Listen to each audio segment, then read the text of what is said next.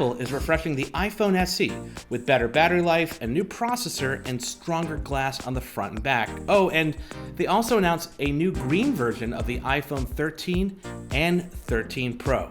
Let's talk about everything iPhone from Apple's March event.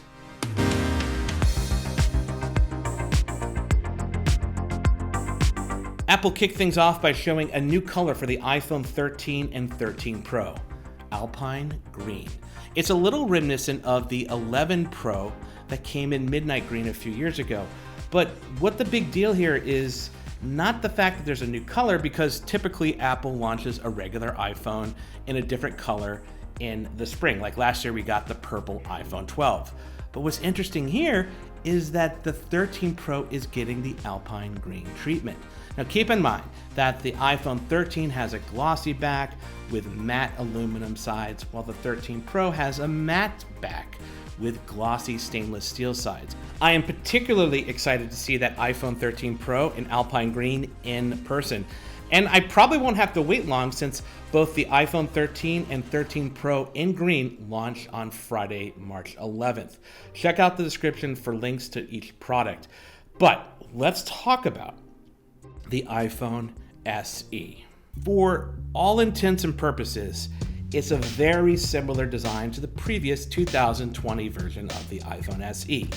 But there are some big changes on the inside and some subtle changes on the outside. The iPhone SE has always had three big appeals to it. It's always had the lowest price for any new iPhone. It's always been one of the smallest iPhones you can buy.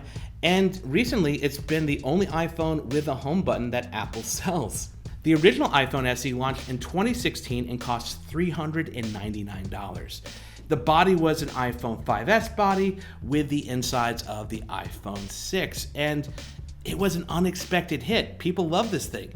In 2020, they refreshed the iPhone SE, and it now had essentially an iPhone 8 body with the iPhone 11's A13 chip inside, and they still kept that $399 price.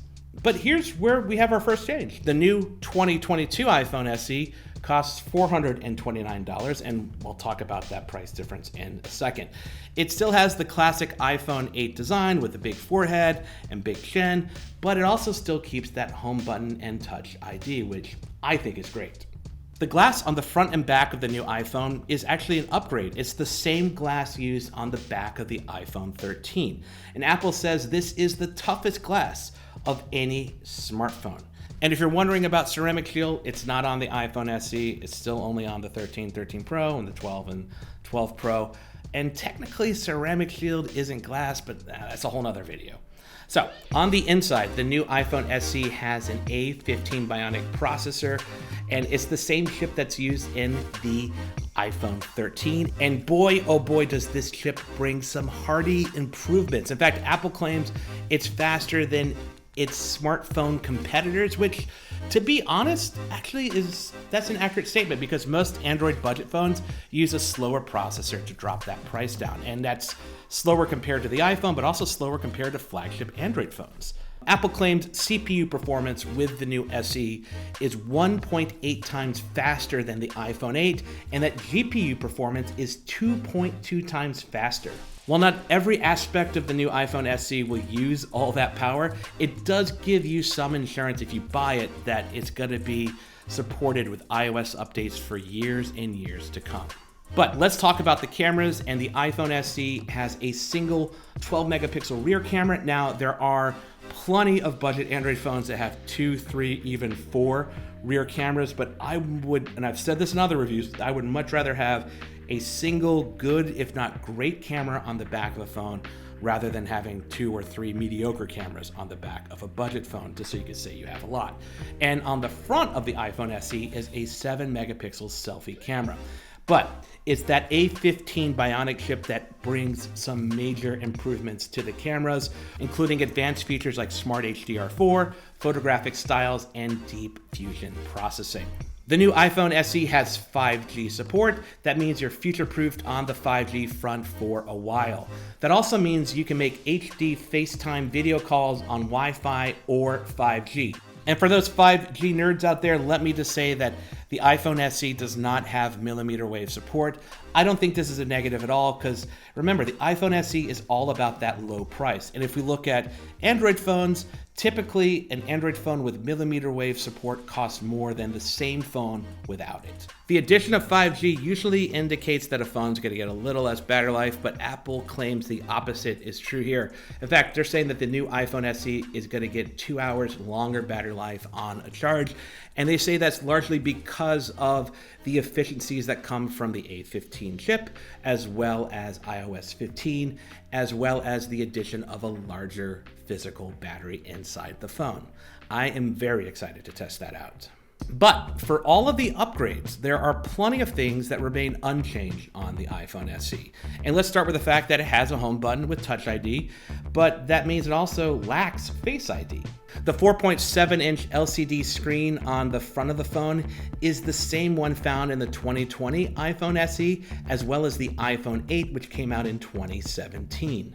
The iPhone SE's body is rated IP67 for water and dust resistance, but it lacks MagSafe charging. Now, it does support wireless charging, and it actually does support 20-watt fast charging using the USB-C lightning cable that comes in the box, but you do have to buy an additional separate power brick.